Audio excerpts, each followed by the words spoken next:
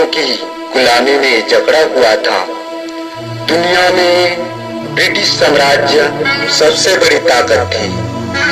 अंग्रेजों के पास धन और पूंजी की कमी नहीं थी। विज्ञान और शिल्प विज्ञान में सबसे आगे थे। फौजी ताकत में उनकी कोई बराबरी नहीं कर सकता था। ऐसी स्थिति में भारत में मोहनदास करमचंद गांधी का जन्म हुआ।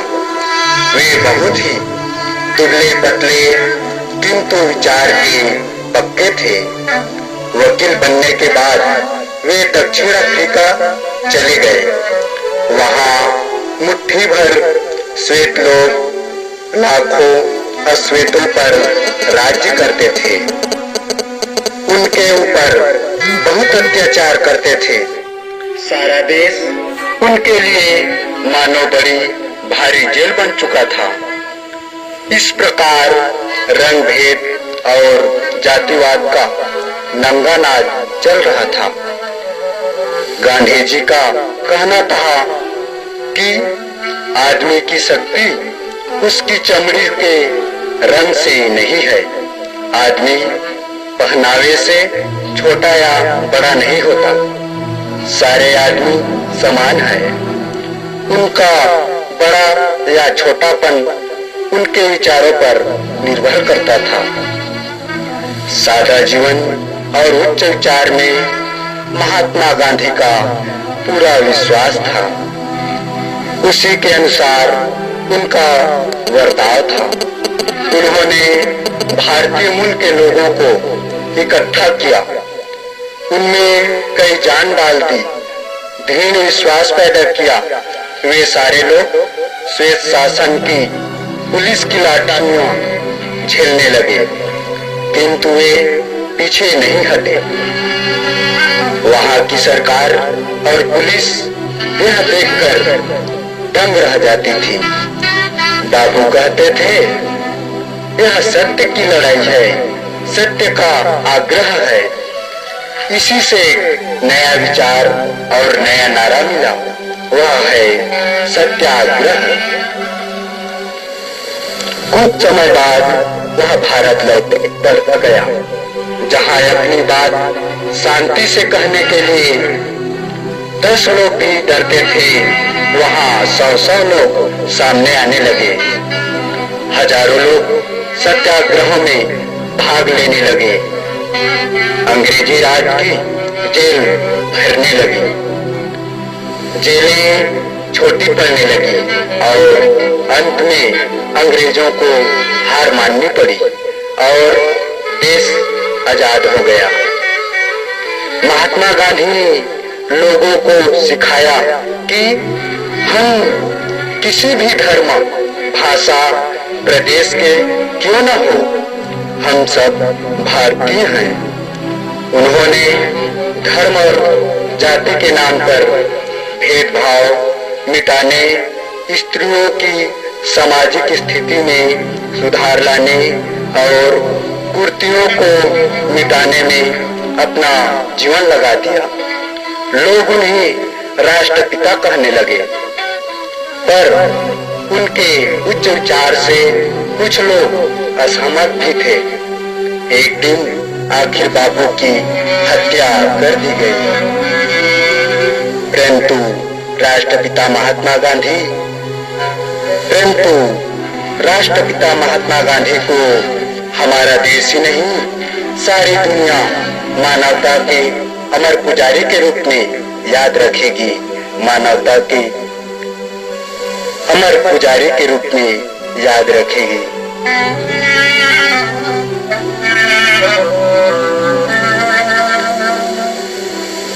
हर वर्ष हम 15 अगस्त को स्वतंत्रता दिवस और 26 जनवरी को गणतंत्र दिवस मनाते हैं। इन अवसरों पर भारत के हर नगर, कस्बे और गांव में समारोह होते हैं। इन समारोह में बड़े उत्साह से तिरंगा झंडा फहराया जाता है।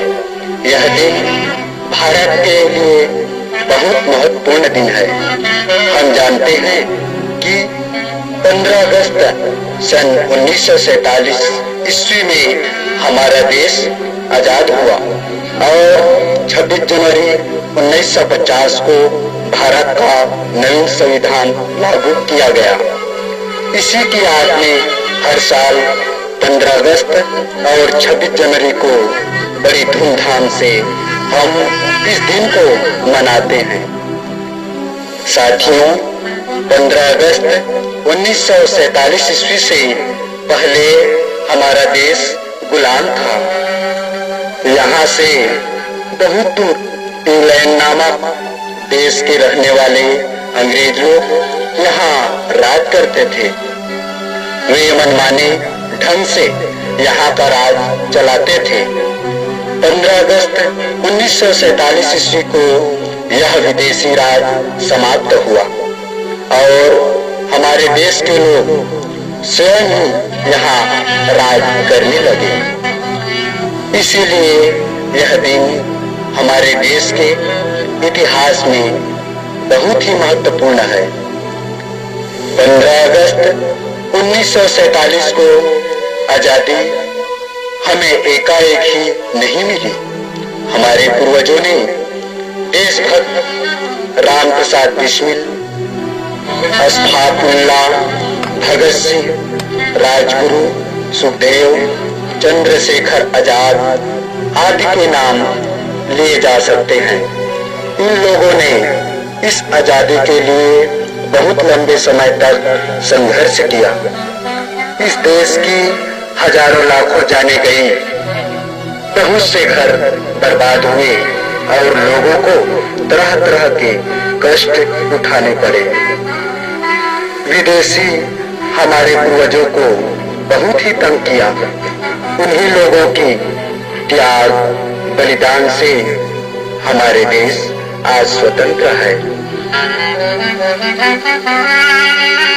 देश के नौजवान भाइयों, प्रिय मित्रों, मेरे ममतामयी माताओं एवं बहनों एवं हमारे स्कूल के नन्हे नन्हे प्यारे बच्चों, मित्रों, 15 अगस्त स्वतंत्रता दिवस को स्वतंत्रता दिवस हो या 26 जनवरी गणतंत्र दिवस, आज के दिन हमारे लिए राष्ट्रीय त्योहार एवं बड़े उत्सवों का दिन है। प्रिय देशभक्तों, आप लोग तो जानते ही हैं कि हमारा भारत देश स्वतंत्र है। आज हम अपना निर्णय खुद करते हैं। हमें गर्व है कि हम स्वतंत्र देश की वासी हैं। हम सब एक हैं। मेरे प्रिय मित्रों, बापूजी के सपनों को साकार करने के लिए हम नवयुवकों को, देश के नौजवानों को आगे आना है और अपना कर्तव्य समझकर सत्य अहिंसा के पथ पर चलकर बापूजी के सपनों को साकार करना है। आज हम मिलजुल कर राजनीति को हटाना है। हमारे देश में स्वार्थ के लिए लड़ झगड़ रहे हैं। आपसे नहीं बनता तो आपके साथियों में फूट डाल रहे हैं और स्वार्थ के लिए जुटे हुए हैं। ऐसे नीति को हमें हटाना है। हमें जागरूक होना है। मेरे मित्रों, एक दूसर की लड़ाई में, एक दूसर की झगड़ा में तीसर की फायदा होती ही है। ममतामयी माताओं एवं बहनों, मेरे प्रिय मित्रों, श्री राम कृष्ण देव ने कहा, एक बार एक मनुष्य जंगल में गया। वहाँ उसने एक वृक्ष पर एक सुंदर प्राणी देखा।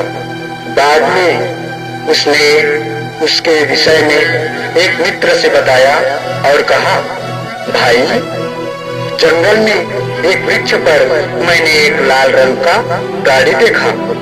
मित्र बोला, मैंने भी उसे देखा है। तुम उसे लाल क्यों कहते हो? वह तो हरा है। एक तीसरे व्यक्ति ने कहा, अरे अरे नहीं नहीं, तुम उसे हरा जो कहते हो वह तो पीला है। अब इस रंग की बात को लेकर उनमें झगड़ा होने लगा।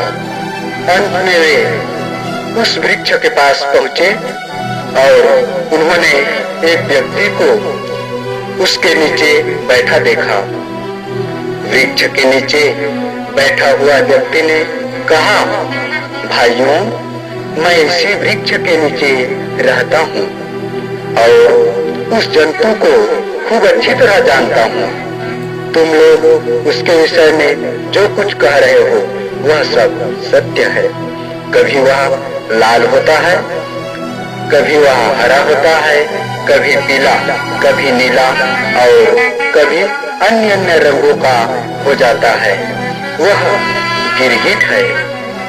कभी कभी मैं देखता हूँ कि उसका कोई भी रंग नहीं होता। भाइयों, भगवान एक है, रूप अनेक है। जो निरंतर भगवान का चिंतन करता है वह उनके रूपों तथा अवस्थाओं को जान सकता है। केवल वही व्यक्ति जो वृक्ष के नीचे रहता है जानता है कि गिरगिट विभिन्न रंगों में दिखाई दे सकता है। मित्रों, हमें आपस में झगड़ा उत्पन्न नहीं करना चाहिए। ऐसा ही आपस में फूट अनीति के कारण हमारा देश अंग्रेजों के जंजीरों में जकड़ा हुआ था। यही अज्ञानता, बैरता के कारण हमारे पूर्वजों को बहुत कष्ट उठाना पड़ा। आज हमारा भारत स्वतंत्र है। हम सबको भी स्वतंत्र रहना चाहिए। एक से एक मिलकर आपस में गले लगाना चाहिए। प्रिय मित्रों, भारत में अत्यधिक लोग गांव में गुजर बसर करते हैं। हमने कभी सोचा है कि वो बेचारे गरीब गांव में कैसे रहते होंगे। गांव के इन गरीब लोगों को पेट भरने की काफी भोजन, तन ढकने के लिए वस्त्र, धूप और वर्षा से बचने के लिए सिर के ऊपर छत मिलती है या नहीं। मित्रों, हमें जाना होगा, गांव में उन गरीब भाइयों से मिलना होगा। हम पेट भर खाएं और वो भूखा रहे। हम अच्छे से अच्छे वस्त्र पहने और उनके तन को ढकने के लिए छोटी सी खादी कपड़ा ना हो। हम महल पे रह रहे हैं, वे बेचारे गरीब को खद्दार कुटिया नहीं मिल रहा है। हमने कभी सोचा है कि गरीब लोग कैसे जीवन व्यतीत कर रहा होगा? नहीं, हमें इन गरीब लोगों के बारे में सोचना होगा। उन लोगों की दुखों को हमें बांटना होगा। आचार्य चाणक्य ने कहा था, मुर्गे से 4 शिक्षाएं ली जा सकती है। वह है समय पर जागना, युद्ध की ललकार पर तत्पर रहना, खाते समय मिलजुल कर खाना और स्वयं खोज कर खाद्य पदार्थ लाना। मित्रों, स्वावलंबन का पाठ यह मुर्गे से सीखा जा सकता है। चाणक्य जी ने कहा, पुरुषार्थ करने पर धन अवश्य प्राप्त होता है, दरिद्रता नहीं रहती। अपने आराध्य देव के नाम स्मरण करने से गलत राह में चलने की प्रवृत्ति नष्ट हो जाती है। मौन धारण कर लेने पर लड़ाई का अंत हो जाता है। जागते रहने पर चोरों का भय नहीं रहता। इसीलिए पुरुषार्थ करना, परमात्मा का स्मरण करना, यथासंभव सावधान रहना, जीवन में निर्भय रहने के लिए बहुत आवश्यक है। मित्रों, महात्मा गांधी का यही कहना था कि भारत के प्रत्येक देशभक्त के सामने आज यही काम है कि वह भारतीय गांव का पुनर्निर्माण करे, ताकि सबके लिए गांव में रहना सहज संभव हो सके। यदि गांव नष्ट हो गए तो भारत भी नष्ट हो जाएगा, तब वह भारत ही नहीं रहेगा, दुनिया में उसका मिशन ही समाप्त हो जाएगा। गांव का पुनरुद्धार तभी संभव है जब उसका शोषण करना बंद कर दिया जाए। बापूजी ने ये भी कहा, भगवान ने हमें 2 हाथ दिए हैं, इसलिए मैं यह सोचता हूँ कि इस देश के करोड़ों लोगों को 1 मिनट के लिए भी खाली ना बैठने दिया जाए, बल्कि उनका इस्तेमाल सबसे अच्छे तरीकों से करना चाहिए। जब हमारे गांव पूर्ण रूप से विकसित हो जाएंगे, तब उनमें ऊंचे दर्जे की कुशलता तथा कलात्मक प्रतिभा वाले लोगों की कमी नहीं रहेगी। मैं एक ऐसे भारत को बनाऊंगा जिसमें गरीब से गरीब लोग भी यह अनुभव करेंगे कि यह उनका देश है। उसके निर्माण में उनकी आवाज का महत्व है, जिसमें उच्च नीच नहीं होगी, जिसमें सभी समुदाय पूरी तरह मिलजुल कर प्रेम से रहेंगे। प्रिय मित्रों, बापूजी ने कहा कि एक व्यक्ति की सफलता 1 करोड़पति द्वारा लाखों करोड़ों भूखों को मुफ्त खाना बांटने जैसी होगी। इसलिए हम लोग को अपनी शक्तियों को रचनात्मक कार्यक्रम को पूरा करने में लगाना चाहिए। गांधी जी ने कहा, भारत मेरे लिए दुनिया का सबसे बड़ा प्यारा देश है, इसलिए नहीं कि वह मेरी मातृभूमि है, बल्कि इसलिए कि मैंने सबसे ज्यादा अच्छाई इसी में पाई है। मेरा विश्वास है कि भारत में जो सभ्यता विकसित हुई है वह दुनिया में किसी से पराजित नहीं होगी। हमारे पूर्वजों जो बीज बोया है उसकी बराबरी और कोई नहीं कर सकता। पंडित जवाहरलाल नेहरू ने भी विकास में गांव की भूमिका पर जोर डाला था। वे चाहते थे कि विकास योजनाएं बनाते समय योजना से लाभान्वित होने वालों की राय अवश्य ली जाए। श्रीमती इंदिरा गांधी ने इस सोच को आगे बढ़ाया और स्वर्गीय राजीव गांधी ने जो जैसे पंचायती राज के क्षेत्र में क्रांति का शंखनाद ही कर दिया।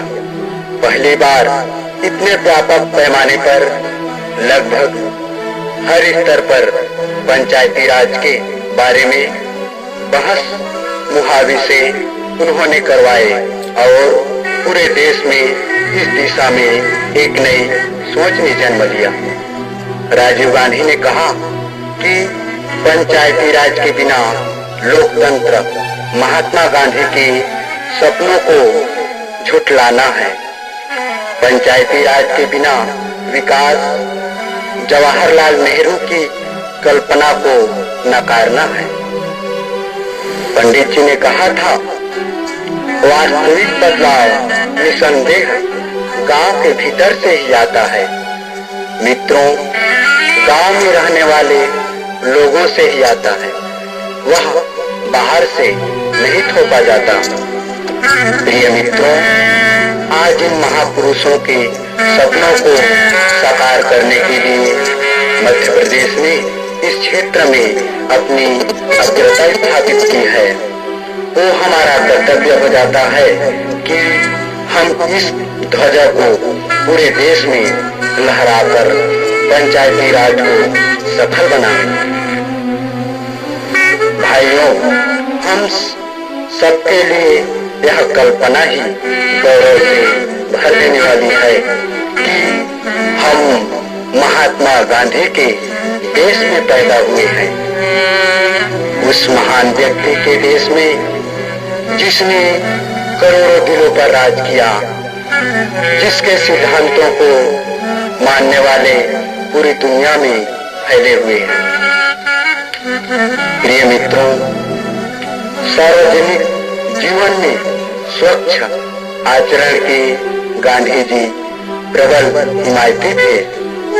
नेता का चरित्र ऐसा ही होना चाहिए कि लोग उसका अनुसरण कर सके। सत्य, अहिंसा, सत्याग्रह जैसे हथियार भी उदात्त चरित्र के व्यक्ति के हाथ की शोभा है। वे कहा करते थे, अहिंसा वीरों का आभूषण है, कायरों का हथियार नहीं। वे स्वयं भी कभी इस मार्ग से विचलित नहीं हुए, तभी तो शक्तिशाली अंग्रेजी शासन एक दुबली पतली काया से घबराता था। आज का स्वतंत्र भारत उनके सदा तर्क संगत अहिंसा, शांति, सांप्रदायिकता एवं सामाजिक एकता और सामाजिक न्याय के आदर्शों एवं दर्शन को कभी भुला नहीं पाएगा। राष्ट्रपिता महात्मा गांधी ने अपने जमाने में अपने देश के लिए मानवता दंडी यात्रा किया था। उन्हीं की याद में महात्मा गांधी की 125वीं पुण्य जयंती के अवसर पर सामाजिक, आर्थिक एवं राजनीतिक चिंतन, उनके द्वारा स्थापित मूल्यों एवं आदर्शों को आज के युवाओं में लोकप्रिय बनाने हेतु मानवता यात्रा की घोषणा प्रधानमंत्री श्री पी.वी. नरसिम्हा राव जी ने 20 अगस्त 1995 को आयोजित सद्भावना दिवस के अवसर पर की थी। इस मानवता यात्रा के आयोजन की जिम्मेदारी भी भारत सरकार द्वारा नेहरू युवा केंद्र संगठन को सौंपी गई। 2 अक्टूबर 1995 को गुजरात स्थित पोरबंदर से इस यात्रा का शुभारंभ किया। 1618 किलोमीटर की यात्रा 4 राज्यों गुजरात, राजस्थान, मध्य प्रदेश एवं महाराष्ट्र के 19 जिलों के 300 गांवों से होकर गुजरी। भाइयों, मध्य प्रदेश नेहरू युवा केंद्र चांपा बिलासपुर से भी पोरबंदर से आ रही इस मानवता यात्रा में रतलाम से धार जिले होते हुए इंदौर तक 10 सेवा कर्मी हम लोग भी इस मानवता यात्रा में भाग लिया। मानवता यात्रा के संबंध में भरत कोहरिया मितवा ने यानी मैंने अपने शब्दों में एक गीत लिखा जो इस प्रकार है। ओ मेरे भाइयों बढ़ते जाएंगे, ओ मेरे बहनों चलते जाएंगे, मानवता यात्रा सफल बनाएंगे।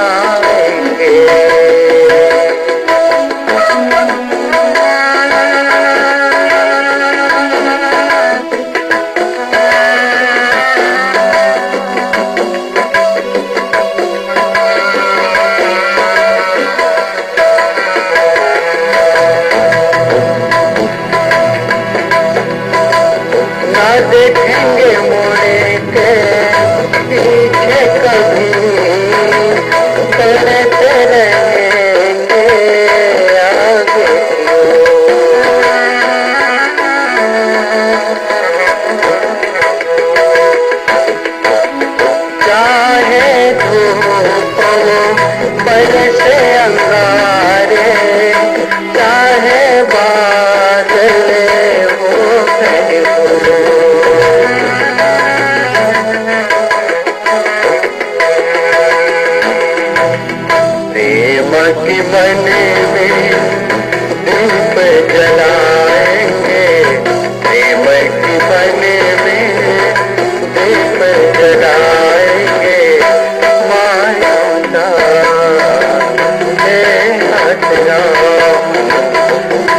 सफल बनाएंगे।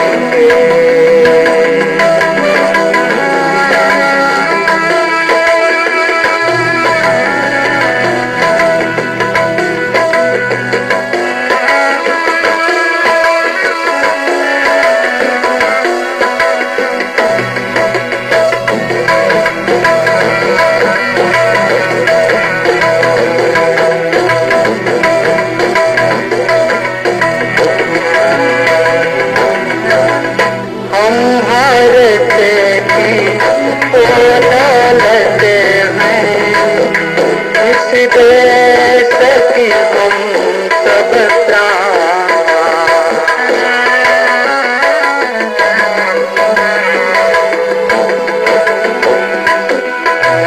सत्य मार्गे पर चलते रहेंगे, हो जाएंगे इन पे कुर्बान।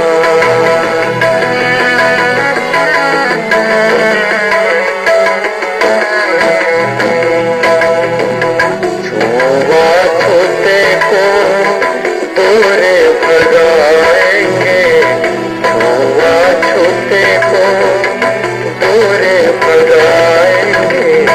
मानवता के आसरा सफल बनाएंगे।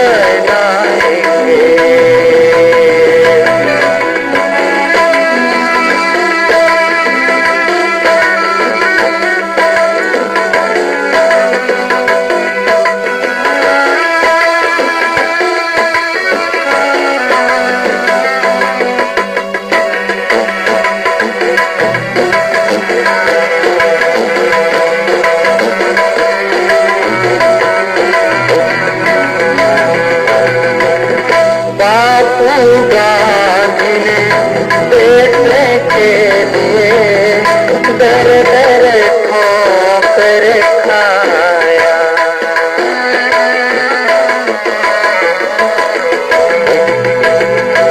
बापू गांधी ने देश के लिए दर दर ठोकर खाया।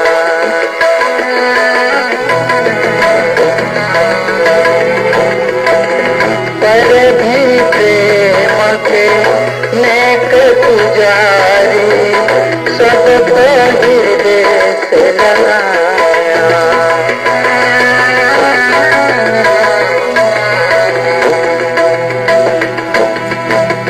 भेद बैरता को हम सब मिटाएंगे, भेद बैरता को हम सब मिटाएंगे। मानवता हे अपराम सफल बनाएंगे। ओ मेरे भाइयों चलते जाएंगे, ओ मेरे बहनों चलते जाएंगे। मानवता हे अपराम सफल बनाएंगे, सफल बनाएंगे, सफल बनाएंगे।